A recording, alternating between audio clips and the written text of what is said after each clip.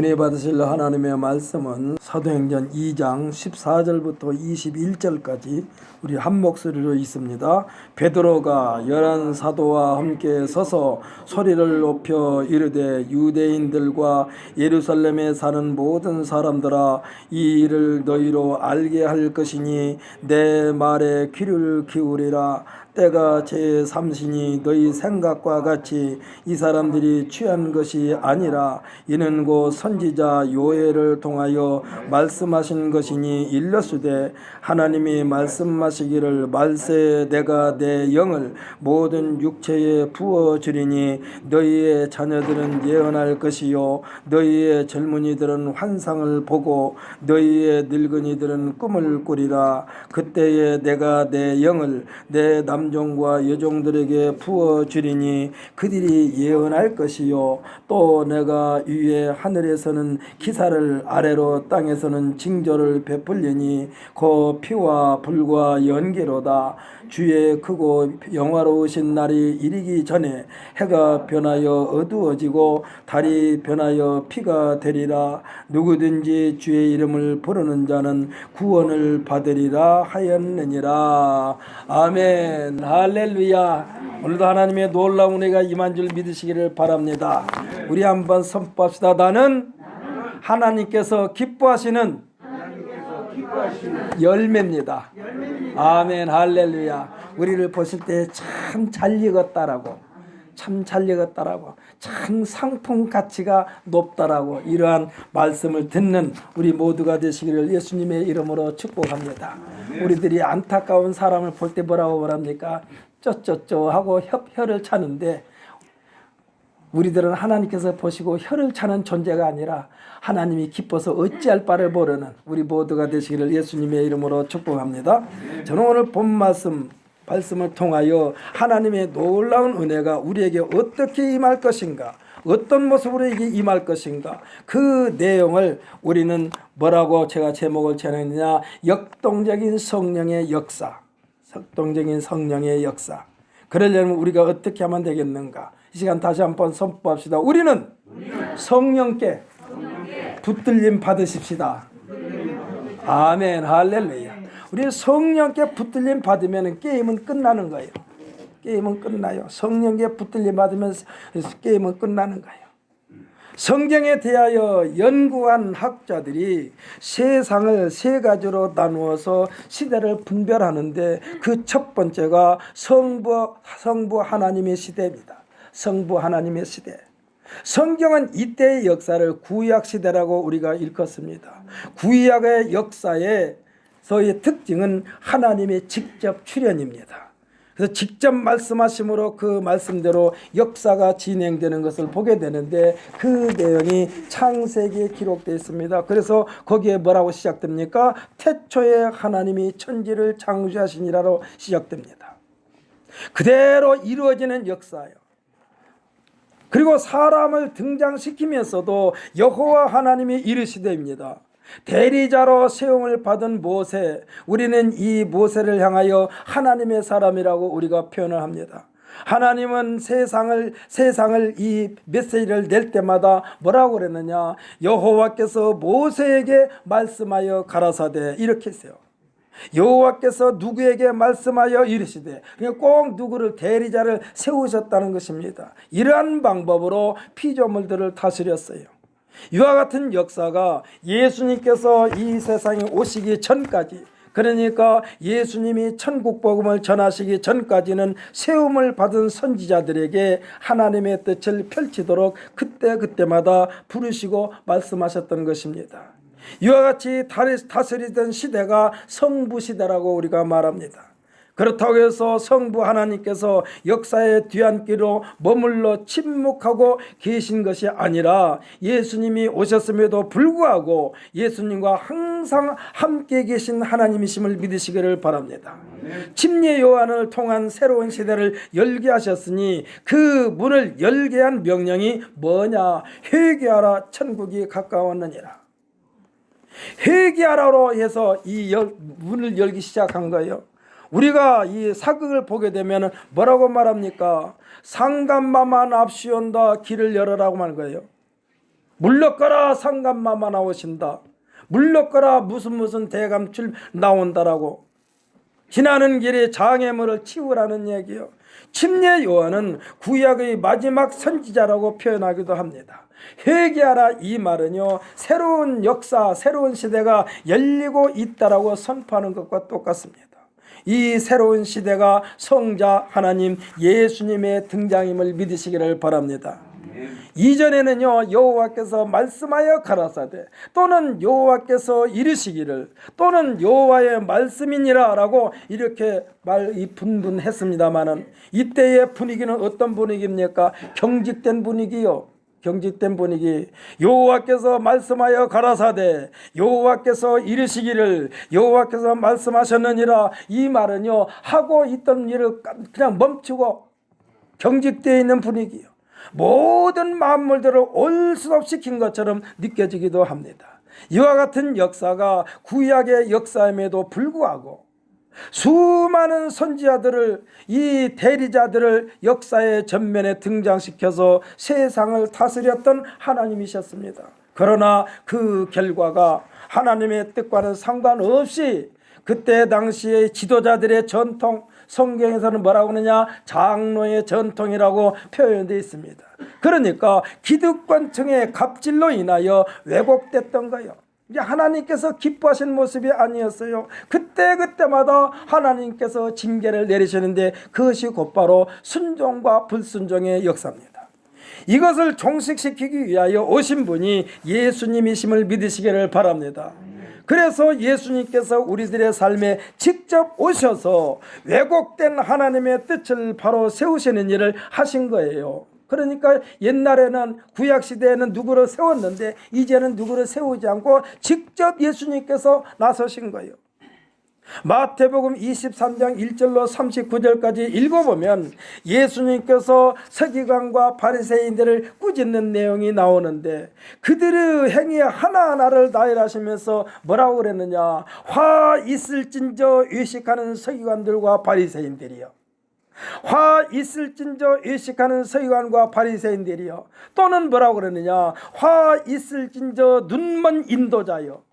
여기서 눈먼 인도자에는 뭐를 말합니까? 눈을 뜨고 있으나 눈을 감고 있는 것과 똑같은 인생들아 부르는 거예요. 이렇게 몰아붙이시는 장면이 무려 7번이나 반복되고 있습니다. 마태복음 23장 1절로 39절에 보면 그래요. 그들의 머릿속의 지식으로는 하나님의 말씀을 담아놓고 있긴 있는데 그 지식을 본인들은 실천하지 않고 알고 그것을 담아놓고 다른 사람을 정죄하는 데만 혈안이 되어가지고 그 지식을 사용하니까 예수님께서 보실 때는 가증스럽기 그지없는 거예요.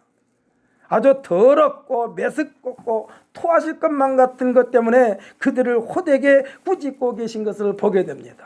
화 있을진저 의식하는 서기관과 바리새인들이여. 이거는요, 마치 회초리를 내려치면서 꾸지람 내린 것과 똑같은 거예요. 심지어 마태복음 23장 33절에서는 그들에게 뭐라고 그랬느냐, 조금 전만 하더라도 화 있을진저 의식하는 서기관과 바리새인들이라고 이렇게 하시다가 나중에는 뭐라고 하느냐, 이들을 향하여 이 뱀들아, 독사의 새끼들아, 너희가 어떻게 지옥의 판결을 피하겠느냐 하시면서 그들을 책망하고 계십니다. 예수님의 이 책망은요, 지옥불에 던져짐을 받기 전에 빨리 돌아오라 회개의 기회를 허락하시는 하나님의 사랑과 긍휼의 표현인 줄 믿으시기를 바랍니다. 부모님이 자식들을 나무랄 때 너 그대로 그냥 없어져 버려라 이렇게 나무라지 않습니다. 빨리 돌이켰으면 좋겠다, 너 왜 정신을 차리지 못하고 그러느냐, 이렇게 말하는 것이 부모님들의 속내요. 그럴 바에는 나가서 없어져 버려라 이렇게 말을 했던 때도 있었어요. 옛날에 어른들. 왜? 자식들이 많으니까. 한 사람을 꾸질 때 야 이놈아, 난 차라리 너가 없어졌으면 좋겠다 이런 말도 자주 사용했다니까. 그런데 요즘에 그런 말 했다가는 아들이 경찰서에 신고해버려. 근데 사실 진짜로 없어지라고 그런 건 아니거든요. 왜 그렇게 속을 썩이느냐. 제발 좀 정신 좀 차려라. 이러한 사랑이 담겨져 있는 내용이요. 그러니까 예수님께서 이 뱀들아 독사의 새끼들아 하고 나무라는 것은 빨리 돌이키라고 하나님께서 떤 사랑과 긍휼의 표현입니다. 그러니까 선지자 하나님, 성자 하나님이신 예수님은 예수님께서 직접 대면하시면서 아니면은 무리들을 보시면서 누구를 보내신 것이 아니에요. 누구에게 메시지를 전달하려고 심부름꾼을 보내신 것도 아니요. 직접 예수님께서 나셨다는 사실을 믿으시기를 바랍니다. 흔히 하는 말로 다이렉트요. 다이렉트. 곧 바로 하나님의 권세로 몰아붙이신 것입니다. 요리조리 밑가리처럼 빠져나갈 수가 없었어요. 옛날에는 대리자를 세웠다니까. 선지자들을 세우니까 요리조리 빠져나갈 수가 있었는데 이제 빠져나갈 수가 없어. 직접 예수님께서, 직접 하나님께서 말씀하시는 거예요. 예수님은 그 자리에서 어떤 일을 하셨습니까? 죽은 자를 살리셨다니까요. 할렐루야. 문둥병을 그 자리에서 고치셨다니까요. 할렐루야. 귀신을 그 자리에서 쫓아냈어요. 모든 질병을 그 자리에서 깨끗하게 해결해 주셨어요. 이 모든 것은 하나님이 직접 하실 수 있는 일을 예수님께서 하신 거예요. 넘실거리는 파도를 잔잔하게 했습니다. 할렐루야.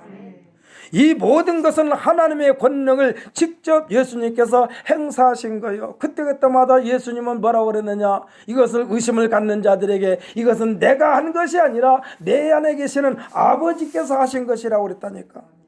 예수님은 제자들과 3년 6개월 동안 계시면서 하나님의 나라를 체험하게 하셨고 직접 보여주셨고 예수님이 어떤 분이신가를 그들에게 나타내 보이셨고, 그래서 결국은 하나님만이 하실 수 있는 일을 하신 예수님을 하여 주는 그리스도시요 살아계시는 하나님의 아들이라고 고백하게 했던 것입니다. 구약의 역사는 하나님의 긍휼을 얻기 위하여 대제사장들에게 번제와 소제와 화목제를 올렸어요. 그러니까 예배 드릴 때마다 흔히 하는 말로 자기 죄가 무거우면 무거울수록 큰 제물을 가지고 왔어. 소를 가지고 오고 양을 가지고 오고 비둘기를 가지고 오고 이 모든 제물을 제단에 올리면서 이 제사장에게 부탁을 한 겁니다. 그러면서 하나님의 긍휼을 구했던 역사가 구약의 역사예요. 그러나 성자 하나님 예수님은 모든 인류를 향하여 무엇라고 말씀했느냐? 마태복음 11장 28절로 35절에 기록되어 있습니다. 우리는 이 시간에 이 말씀을 찾아서 읽어볼 텐데 그냥 읽는 것으로 만족하지 말고 우리가 지금 너무 무거워서 기진맥진한 모든 짐을 주님 앞에 내려놓는 심정으로 찾아서 읽으시기를 바랍니다. 신약성경 18페이지 마태복음 11장 28절로 30절입니다.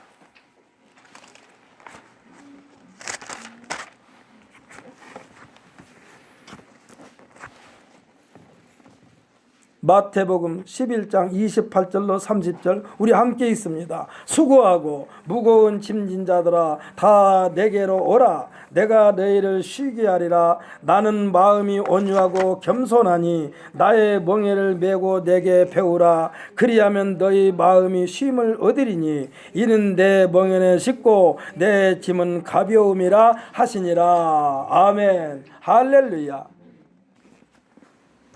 예수님께 그 모든 짐을 가지고 오면은 다 가볍게 해주신다고 그랬다니까. 사랑하는 성도 여러분, 성전 문턱을 들어서는 순간 주님의 몸된 교회라고 우리가 일컫지 않습니까? 다 내려놓으시기를 예수님의 이름으로 축복합니다. 그 자리에서 해결해 주신다니까. 그 자리에서 해결해 주셔요. 그냥 하나님 앞에 다 내려놔버려. 내 인생의 문제를 전체 다. 하나님은 그 자리에서 깨끗하게 해결해 주시는 예수님이신 줄 믿으시기를 바랍니다. 마태복음 14장 13절로 21절에 보게 되면은 오병이의 기적이 나옵니다. 보리떡 5개와 물고기 2마리로 5,000명을 먹이고도 12광제를 거두게 하시는 기적. 삶의 현장에서 직접 예수님이 계신 곳에서 곧바로 나타내 보이시는 하나님의 능력임을 믿으시기를 바랍니다. 이것이 어떻게 가능할까? 우리 사람으로서는 불가능해요. 아무리 돈이 많이 있다 할지라도, 아무리 이 식재료를 많이 갖다 놓았다 할지라도 어떻게 그 자리에서 5,000명을 배불리 먹일 수 있겠습니까? 요리하는 시간도 어마어마하게 들 것이고 인력도 많이 필요하지만은 예수님에게는 그 모든 절차가 필요 없다니까. 할렐루야. 하나님에게 그런 절차가 필요가 없어요. 하나님은 하시면 하시는 거예요. 할렐루야. 산술적인 계산으로는요, 이성적인 판단으로 과학적이고 당연한 상식을 뛰어넘는 하나님만이 하실 수 있는 능력인 줄 믿으시기를 바랍니다. 이 일에 대하여 설명이 불가능해요. 이 일에 대하여 설명이 불가능해. 그냥 믿으면 해결되는 하나님의 능력인 줄 믿으시기를 바랍니다. 그 자리에서 5,000명을 먹여도 12광주리를 거두신 하나님, 그 하나님의 손에 이 한생 우리 모든 성도는 완전히 100% 사로잡힌 받기를 예수님의 이름으로 축복합니다. 그렇게 믿고 의지할 때에 하나님의 기적은 우리 자신에게서 일어나는 거예요. 그냥 남의 얘기 듣는 것을 하지 말고, 주여 이 한 시간에 오병이의 기적이 나를 통해서 나로 하여금 체험하게 하여 주옵소서는 마음으로 예배에 참여하는 우리 모두가 되시기를 예수님의 이름으로 축복합니다. 이와 같은 예수님께서 율법과 계명의 해박한 지식을 가지고 저울질하기에 익숙한 서기관과 바리새인들에게 그랬다니까. 화 있을진저, 화 있을진저, 화 있을진저, 화 있을진저. 사정없이 꾸지람을 내리시는 예수님께 그들은 속수무책으로 당할 수밖에 없어요. 변명의 여지가 없어. 선지자들 앞에서는 변명할 수 있는 기회가 있어요. 그러나 하나님 앞에서는 변명할 기회가 없어. 화 있을진저, 화 있을진저. 그냥 한마디로 주여 살려주옵소서 이 말 외에는 없어. 변명을 늘어놓을 필요 없어. 왜? 하나님이 다 알고 계시니까. 우리들은 변명을 늘어놓습니다. 자기가 하는 일에 대하여 정당성을 주장하기 위하여 변명을 늘어놓습니다. 그러나 하나님은 한마디로 잔소리하지 말어. 입 닥쳐. 이것과 똑같아. 다 알고 있어 이놈아. 내가 너가 말하지 않아도 내가 다 알고 있어. 무슨 생각을 가지고 있는지 다 알고 있어. 계산하지 말어 이 말이야. 그러니까 하나님의 말씀은 그냥 아멘 아멘으로 받아들인 자들에게 기적이 일어난 줄 믿으시기를 바랍니다. 하나님은 우리들이 실수하고 잘못하고 일 저질 거 다 알아요. 그렇기 때문에 로마서에 보게 되면 사도 바울 선생은 이에 대하여 뭐라고 그랬느냐. 여호와 하나님은 모든 것이 합력하여 선을 이루게 하시는데 누구를 통해서? 믿는 자들을 통해서. 할렐루야.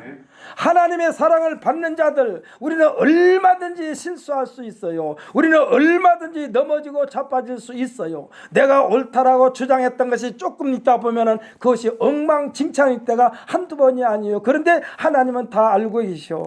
그렇기 때문에 하나님은 이 모든 것을 다 알고 계시면서 우리들이 일을 저질러 놓았지만은, 우리가 다 망가뜨렸지만은 하나님은 단번에 깨끗하게 고치셔서 하나님의 영광을 받으시는 줄 믿으시기를 바랍니다. 이것에 대하여 사도 바울 선생님이 말씀하시는 거예요. 모든 것이 합력하여 선을 이루느니라. 할렐루야.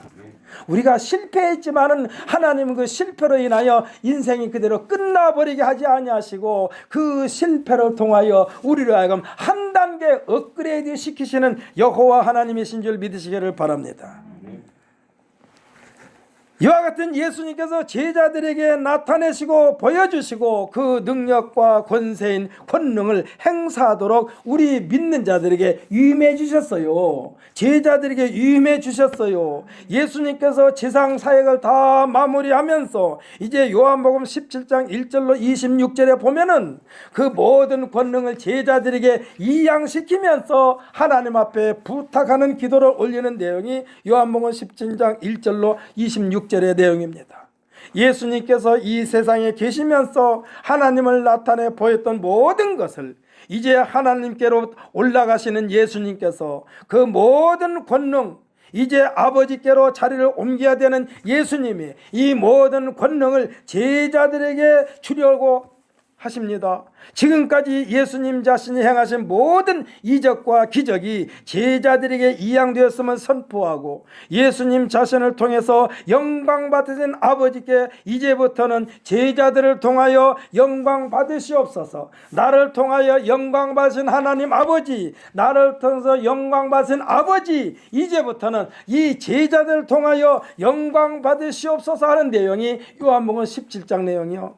17장 7절로 8절은 뭐라고 그러냐. 지금 그들을 아버지께서 내게 주신 것이 다 아버지로부터 온 것인 줄 알았나이다. 나는 아버지께서 내게 주신 말씀들을 그들에게 주었사오며.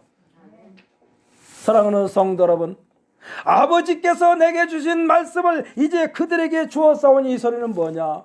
아버지여 나에게 주신 모든 권세를 이제 제자들에게 주었사오니 이 말씀이요. 오늘날도 예수 믿고 구원의 확신을 가지고 있는 사람에는 예수님의 행사하신 모든 능력이 우리에게 이양된 줄 믿으시기를 바랍니다.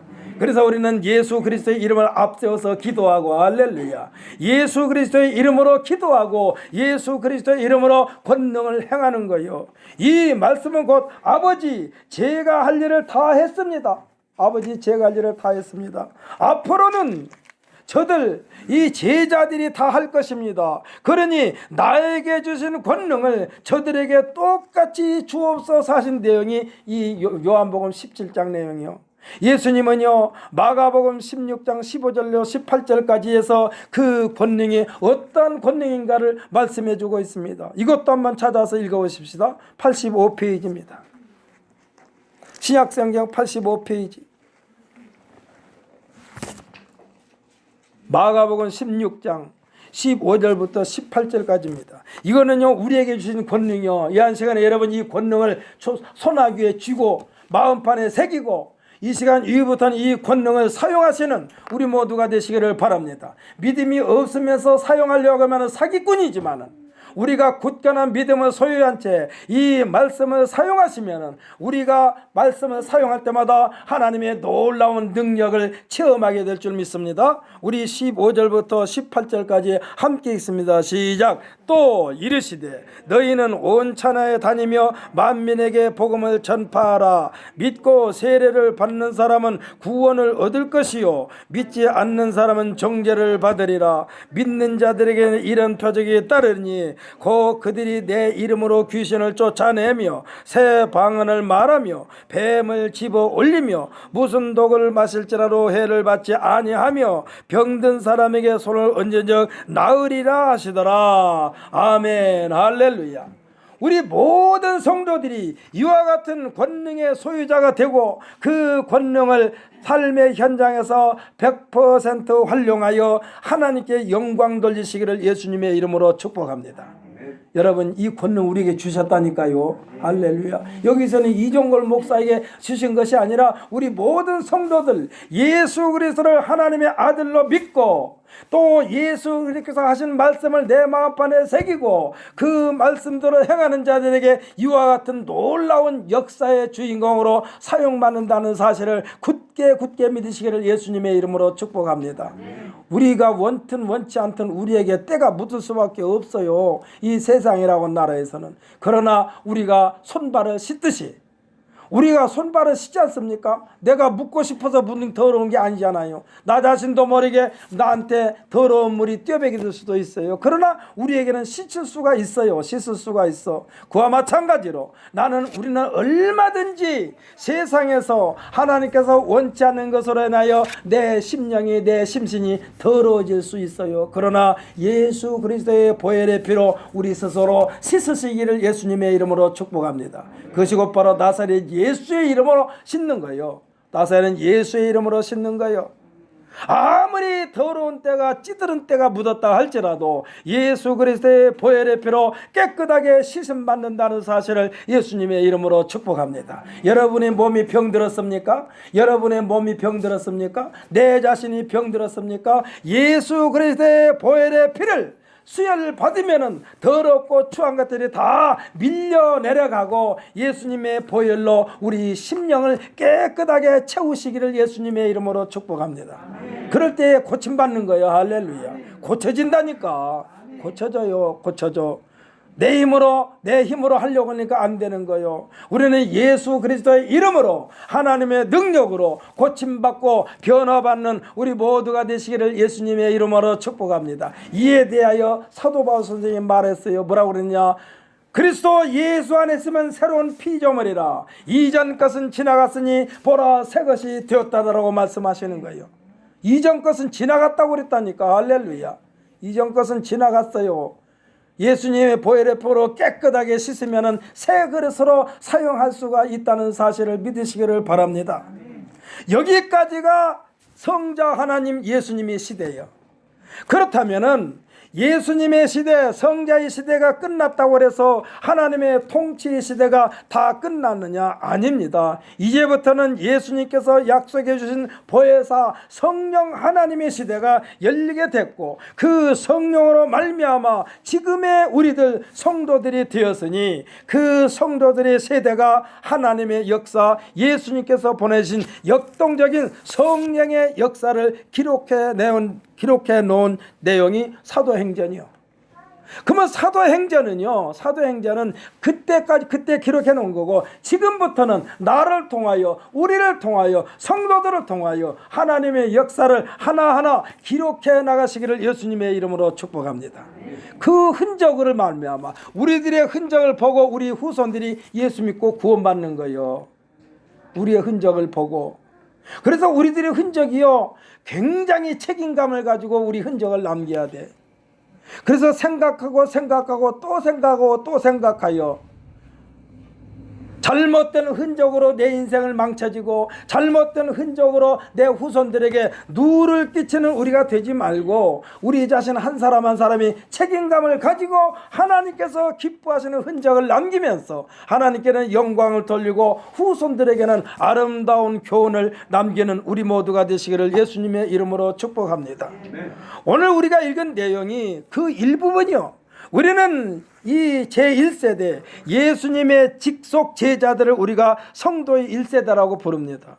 그런데 우리는 그들을 좀 최대의 예의를 갖춰서 뭐라고 부르냐? 사도라고 부르는 거예요. 예수님의 제자들을 그냥 1세대 성도인데 우리가 그들을 부를 때는 그냥 사도라고 하는 거예요. 요한 사도, 베드로 사도, 야곱 사도.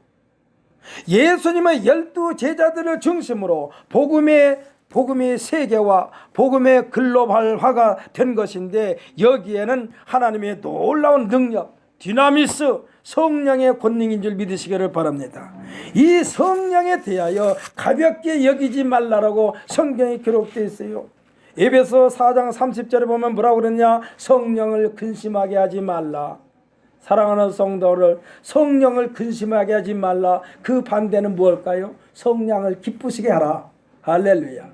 성령을 근심하게 하지 말라 소리는 뭐예요? 성령을 기쁘시게 하는 삶을 살으란 얘기요. 또 데살로니가전서 5장 19절에 보면 뭐라고 그랬느냐? 성령을 소멸하지 말라라고 그랬어요. 이것은 성령을 무시하지 말라는 얘기요. 성령을 지나치지 말라는 얘기요. 쉽게 말하면 항상 성령을 사모하면서 살으라고 말씀하신 줄 믿으시기를 바랍니다. 성령을 사모하는 사람들은 아무렇게나 생각할 수가 없어요. 성령을 사모하는 사람들은 가볍게 처신할 수가 없어요. 내가 하고자 하는 모든 일이 성령께서 함께 하시면 가볍게 처신하지 않습니다. 신중을 기하게 됩니다. 이 성령님은 예수님께서 보내주신 보혜사라 했으니, 이 성령님은 동시에 세상 어디든지 제한을 받지 않으신 하나님의 능력이라는 사실을 믿으시기를 바랍니다. 쉽게 생각해 보십시다. 햇볕이요 나에게만 비춥니까? 아니잖아요. 동시에 온 천지를 환하게 비추시는 것이 햇빛이요. 하나님의 성령은 이와 같은 능력인 줄 믿으시기를 바랍니다. 그걸 인정하느냐 인정하지 않느냐야. 우리가 이 성령님을 인정해야 되는 거예요. 햇빛을 인정한 것처럼 우리가 성령님을 인정해야 돼요. 인정하는 사람들을 통하여 역사하시고 영광 받으신다는 사실을 믿으시기를 바랍니다. 그래서 어디든지 제한을 받지 않으신 하나님의 능력이시면서 믿는 자들을 상대로 한 지극히 인격적인 하나님이심을 믿으시기를 바랍니다. 그래서 성령을 근심하게 하지 말라고 그러는 거예요. 성령을 근심하게 하지 말라. 성령을 소멸하지 말라. 누구에 의해서, 사람에 의해서 무시를 당하시고 능력을 당하시는 하나님이 아니십니다. 묵묵히 침묵하고 계시면서 믿는 자들의 사회 현장, 예수님께서 아버지께 말씀드린 것처럼 영광 받으실 자리에서 역사하시는 하나님이신 줄 믿으시기를 바랍니다. 사랑하는 성도는 똑같은 자리에 있는데요, 어떤 것은 햇빛을 받으면서 썩은 것도 있어요.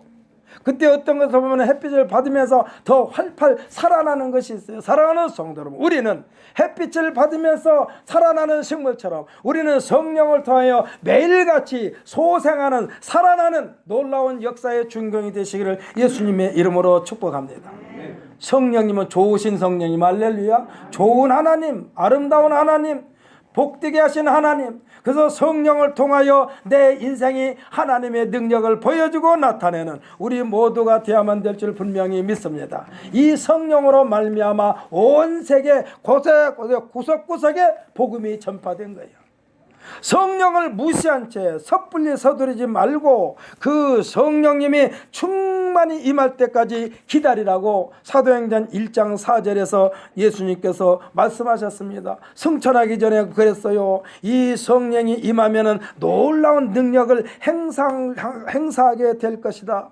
그 말씀하셨어요. 사도행전 1장 8절에 보게 되면 뭐라고 그랬느냐? 오직 성령이 너희에게 임하시면 너희가 권능을 받고 예루살렘과 온 유대와 사마리아 땅끝까지 이르러 내 증인이 되리라고 말씀하셨어요. 이미 예수님께서 하나님 앞에 기도하면서 모든 권능을 아버지여 내가 저들에게 나에게 주신 말씀을 저들에게 주었사오니 이제 저들을 통하여 역사하시고 영광 받으시옵소서 했습니다. 그런데 이것만 가지고는 안 되는 거예요. 이 지식만 가지고는 되는 게 아니에요. 그래서 이것을 행사하려면 성령의 능력을 받아야 된다, 이게. 할렐루야. 성령의 권능을 받아야만이 그것을 효율적으로 활용할 수가 있어요. 이와 같은 능력이 사도행전 2장 1절로 13절의 내용처럼 충만하게 임한 것입니다. 마가의 다락방에 어떻게 일어났어요? 불이 혀같이 갈라지는 것이 저에게 임하더니라고 기록되는 것을 보게 됩니다. 2장 1절에 보게 되면 오순절날이 이미 이름에 그들이 다 같이 한 곳에 모였더니 호련히 하늘로부터 급하고 강한 바람 같은 소리가 있어 그들이 앉은 온 집에 가득하며 마치 불의 혀처럼 갈라지는 것들이 그들에게 보여 각 사람 위에 하나씩 임하여 있더니 그들이 다 성령의 충만함을 받고 성령이 말하게 하심을 따라 다른 언어들로 말하기를 시작하니라 그랬어요. 누구 하나 빠짐없이 120명에게 다 같이 임했어요. 어떤 성령이? 하나님께서 보내신 성령, 예수님께서 약속하신 성령. 이때의 모습에 대하여 13절에서 이것을 봤던 반 사람들이 뭐라고 하느냐? 그들이 새 술에 취했다라고 표현했습니다. 왜냐하면요, 술에 취한 사람처럼 그들이 의지하는 상관없이 놀라운 변화의 현장이 있었던 거예요. 오늘 우리가 본문으로 읽은 내용은 이 성령의 권능을 받은 예수님의 제자, 수제자 베드로가 많은 사람들 앞에서 설교한 내용이 오늘 우리가 읽은 본문 말씀입니다. 사람들은 새술에 취했다고 말하지만 이는 성경에 기록된 대로 하나님께서 보내주신 영, 성령을 제자들이 모인 다락방에 물을 쏟아붓듯이 부으심을 받고 부으심을 받는 결과라고 설교하고 있습니다. 베드로 역시 이 성령의 권능을 받고 수많은 사람들 앞에서 그의 본래 직업이었던 고기 잡는 어부의 이미지는 다 사라지고 서기관과 바리새인들이 앞세우며 기세에 등등했던 하나님의 말씀을 유창하게 그 지식을 바탕으로 지금 베드로가 부흥회를 이끌고 있는 내용이 오늘 우리가 읽은 내용이야. 사람들이 그랬어요. 저 사람이 어부가 아니었던가? 저 유식한 지식이 어디서 나오는 건가? 성령의 역사는 하나님이 밀어붙이시는 역사인 줄 믿으시기를 바랍니다. 성령의 역사, 하나님 밀어붙이는 역사요. 수년 전에 일본 후쿠시마에 있었던 쓰나미는요, 세상에 어떠한 중장비를 다 동원한다 해도 막을 수 없어요. 하나님의 능력이 이와 같은 능력이요. 지금 초대교회 120명의 제자들에게 임하신 성령의 권능은 예루살렘과 온 유대와 사마리아 땅끝까지 이르러 요동치게 하는 성령의 쓰나미인 줄 믿으시기를 바랍니다. 성령의 쓰나미. 지금도 이 지구촌에 이 코로나 코로나 이 바이러스 도저히 그냥 날마다 뉴스가 그냥 터져나와 아주 어쩔 때는 듣기가 싫어요. 뉴스 시간 딱 들면 그거 먼저 나올 때는 그냥 끄고 싶어. 이거를요 해결하실 수 있는 분은 하나님밖에 없어요. 이걸 인정해야 돼요. 이걸 인정하지 않고 아무리 사람 머리도 다시 뭐 해결해 보려고 해봤자 지금 변이 바이러스가 몇 가지가 나왔어요. 오미크론 바이러스는요, 이 헬라어로 알파, 베타, 델타 이렇게 쭉 나오는데 15번째 말하자면 단어가 오미크론이야. 지금 보면은요, 이 코로나 바이러스가 변이가 15번째 나왔다고 해도 과언이 아니에요. 앞으로도 더 또 진행될 수도 있다고 그랬어요. 끝도 갓도 없어. 이것은 하나님의 방법, 성령의 쓰나미로만 가능한 줄 믿으시기를 바랍니다. 성령의 뜨거운 용광로서로 가능해. 절대로 해결이 안 돼. 절대로 해결이 안 돼. 우리가요 물을 끓여 먹으면은 모든 바이러스가 다 죽는다고 그러지 않습니까? 그래서 물을 끓여 먹으라고 그러는데 뜨거운 불, 성령의 불로만이 이 오미크론도 해결할 수가 있다니까. 그래서 우리가 기도해야 돼요. 기도해야 돼. 그저 이것은 나한테는 책임이 없다가 아니라 다 책임이 있어. 누구에나 책임이 있어. 조금만 구멍만 뚫려도 그것을 삐집고 들어오는 게 이 바이러스야. 그래서 아까 제가 이 하기 전에 이 마스크 쓰라고 그런 거야. 우리가 최대한으로 할 수 있는 데까지는 해야 돼. 사도행전의 전체 내용은 예수님께서 미처 보여주시지 않았던 기사와 표적이 성령의 사람으로 거듭난 사도들을 통하여 보여주신 하나님의 능력입니다. 이미 이와 같은 능력에 대하여 예수님께서 말씀하셨어요. 뭐라고 그랬느냐? 요한복음 14장 12절에서 말씀하시기를 내가 진실로 진실로 너에게 이르노니 나를 믿는 자는 내가 하는 일을 그도 할 것이요 또한 이보다 큰 일도 하니 이는 내가 아버지께로 감이니라 그랬어.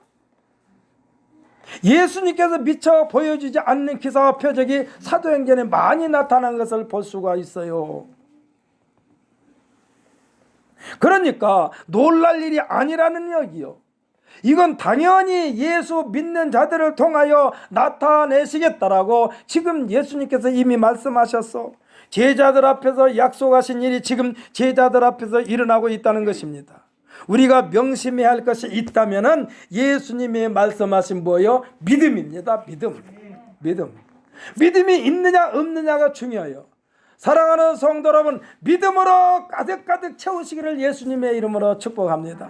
믿음으로 채워야 돼요. 이 믿음으로 채워야 돼. 믿음이 있다고 하면서도 우선순위를 뒤로 밀려놓는 게 문제예요. 여러분, 며칠 전에 설이 있었는데 설 핑계대고 기도생활 뒤로 미루면 안 된다니까. 명절날 아침에도 여전히, 명절날 새벽에도 여전히 우리 교회 성도는 아닌데도 변함없이 주님 앞에 나와 기도하는 그분들을 바라봤을 때는 참 하나님이 기뻐하시겠다. 사랑하는 성도 여러분, 명절 핑계 대지 말고 뭐 핑계 대지 말고 우리는 최우선 순위로 우리의 믿음을 굳건하게 하는 우리 모두가 되시기를 예수님의 이름으로 축복합니다. 예수님은 분명히 뭐라고 하느냐? 믿는 자들에게는 이런 표적이 따르리니, 믿는 자들에게 이런 표적이 따르리니, 표적이 따르리니, 이걸 역으로 생각하면 오히려 믿는다고 하면서 표적이 따르지 않는다면 그 믿음이 헛것이라는 말씀도 되는 거예요. 우리들이 그러지 않습니까? 하나님 이렇게 무슨 일을 하려고 그럽니다. 해결해 주세요. 이게 해결해 주세요 하면 해결 받을 수 있는 에너지를 하나님 앞에 올려드려야 돼. 그것이 뭐예요? 믿음이요. 믿음. 그럼 하나님 앞에 믿음을 올려, 내가 하나님을 이렇게 믿습니다 하고 우리의 믿음을 하나님 앞에 자꾸 말하자면 저축하는 거예요. 어디에? 천국 창고에. 그리고 나서 필요할 때 꺼내 쓰는 거예요. 절대로 믿음도 없으면서 하나님 앞에 기도하면은 너 언제 네가 나한테 맡겨놨냐? 뭘 달라고 그래? 하나도 안 맡겨놓고. 우리가 평상시에 하나님 앞에 맡겨야 돼. 뭐를? 믿음을. 그 믿음의 분량이 뭐야? 하나님의 말씀이요. 여러분, 이제는 하나님의 말씀을요, 여기에서 이종걸 목사가 신약성경 몇 페이지입니다라고 이거 말하기 전에 싹 찾을 줄 알아야 돼요. 여러분들 빨리 찾게 하려고 하나 신약성경 몇 페이지입니다 하고 말씀드리는데 무슨 마태복음입니다, 마가복음, 누가복음, 이 사도행전, 구약에 가서는 창세기, 출애굽기, 레위기, 민수기, 신명기, 뭐 사무엘상, 사무엘하 이렇게 말만 해도 곧바로 열어야 돼. 곧바로 열어야 돼. 하나님의 말씀으로 그렇게 무장을 해야 돼.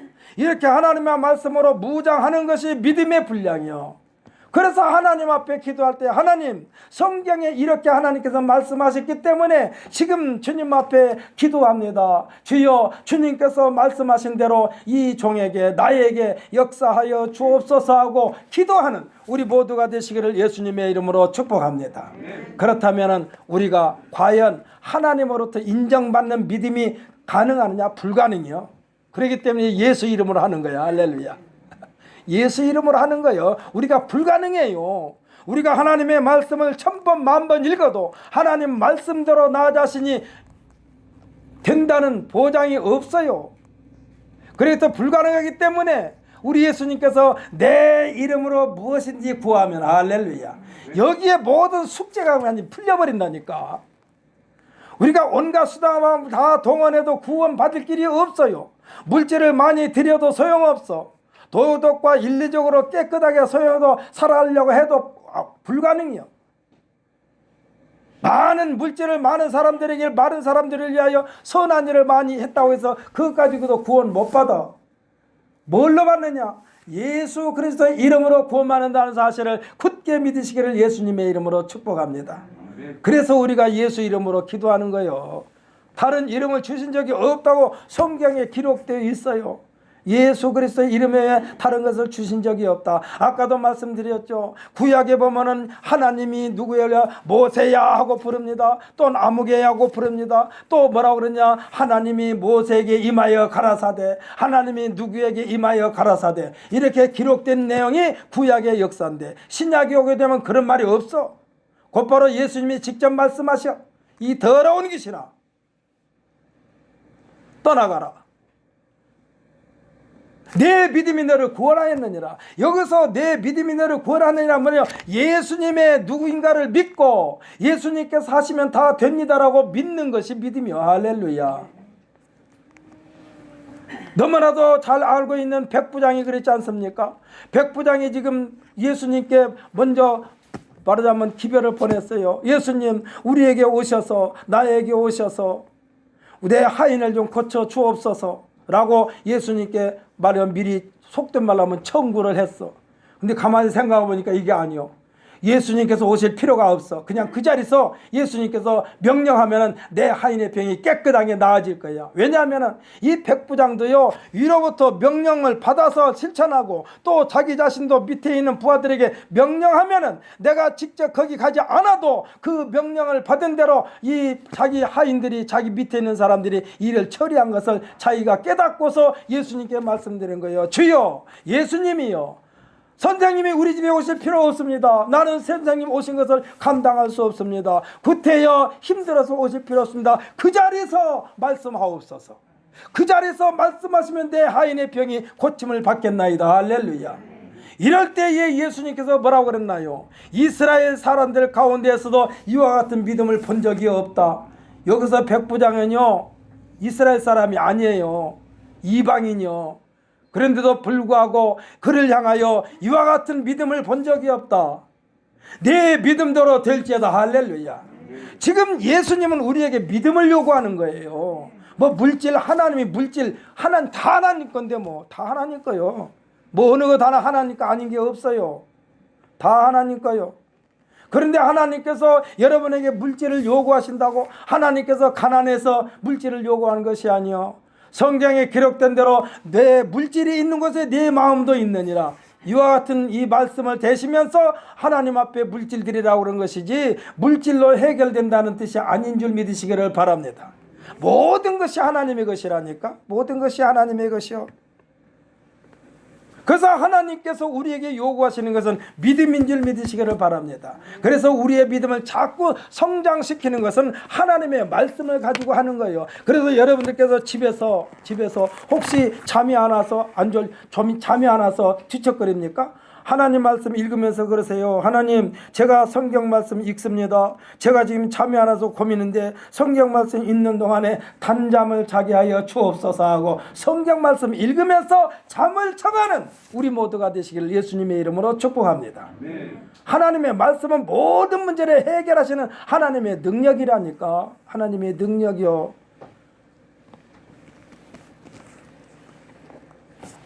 조영기 목사님이 설교한 가운데 생각난 것이 있습니다. 어떤 사람이 와서 고민을 털어놓습니다. 도저히 고민을 해결할 방법이 없어. 그래서 이 목사님이 이렇게 하라고도 대답은 하는데 또 다시 돌이키면 또 제자리야. 용수철을 쭉 당기면 왔다가 도면 다시 제자리로 간 것처럼 목사님이 실컷 말하면 예 그렇게 하겠습니다 해놓고 돌아서서 도로 마찬가지예요. 그래가지고 이 목사님이 고민을 했어. 이거 어떻게 해야만 이 사람을 고칠까? 어떻게 해야만 생각을 고칠까? 숙제를 냈어요. 당신 저기 오살리 기도원에 가서 며칠 동안 기도하면서 그냥 주기도문만 계속 써. 주기도문만. 할 수 있다 하면 된다. 그리고 주기도문만 계속 써라. 어디 아프다는 말 대신 그 말이 나오려고 하면 주기도문 먼저 하라. 어디 아프다고 하기 전에 이 고통스러운 표정을 하기 전에 주기도문을 해라. 그거 하면 된다, 할 수 있다, 계속 써라. 얼마 동안 쓰라고 그랬느냐? 며칠 동안 쓰라고 그랬어. 근데 이제 그 사람 숙제를 다 냈는데 왔어.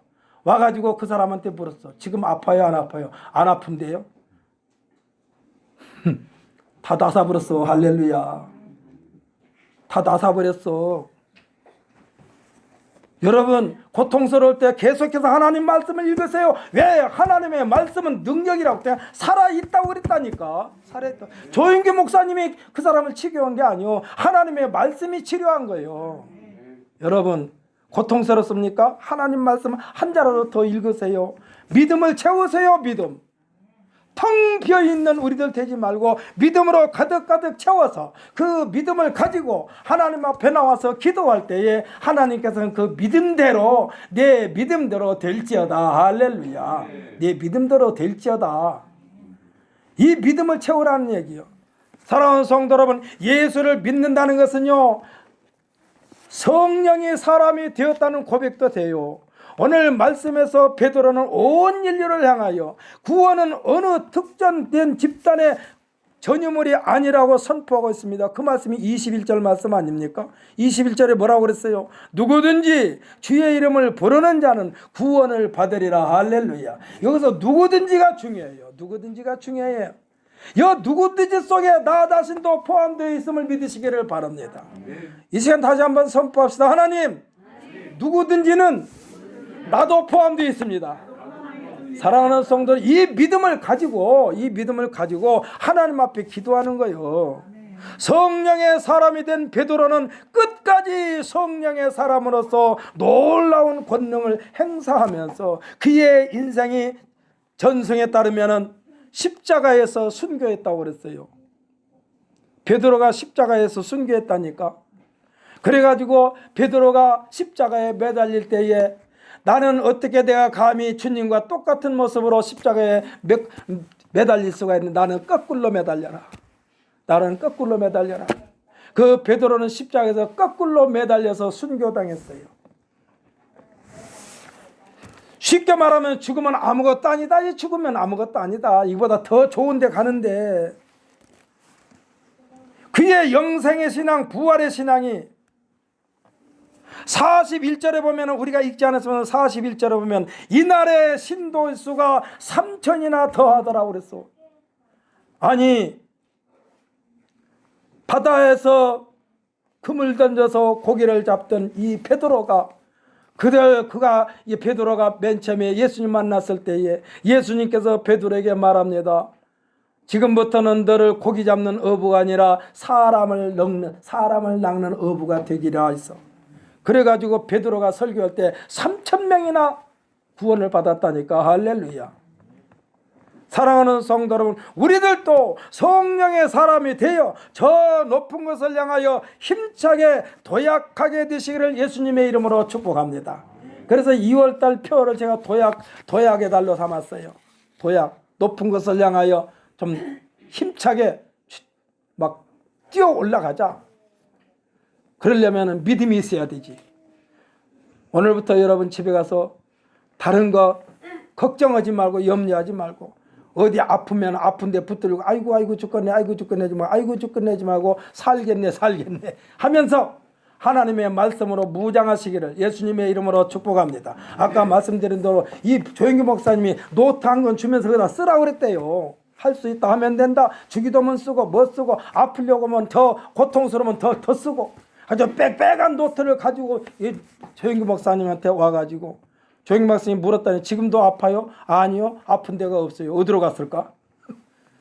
믿음이 하나님의 말씀이 깨끗하게 치료해 주셔서 사랑하는 성도 여러분, 우리 신광교회 성도들은 우리 신광순복교회 성도들은 제가 새벽까지 생명마다 기도한 것처럼 주님 앞에 갈 때까지 절대로 치매 걸리지 말고 할렐루야.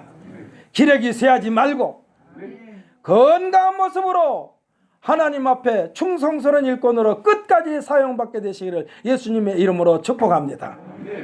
그리하여 하나님께는 한음령 영광이 되고 생각해 보십시오. 엊그저께인가도 이 뉴스에 나온 데 보니까 요양병원에서 아마 암으로 고생한 사람이 있었나 보던데 거기 요양사가 그냥 한국 사람이 아니라고 그러더 나중에 보니까 그냥 그래서 요양받고 있는 사람을 함부로 하니까 여러분 우리가 요양병원에 가면 함부로 그 사람이 하고 싶어서 하는 것이 아니라 또 그렇게 그냥 지나가듯이 했지만은 당하는 쪽에서는 함부로 당하는 것 똑같아요. 그러니까 여러분 괜히 끝까지 우리는 건강한 모습으로 있다가 하나님께서 아무개야 나 산적과 가자 아멘 하고 뒤따라가는 우리 모두가 되시기를 예수님의 이름으로 축복합니다.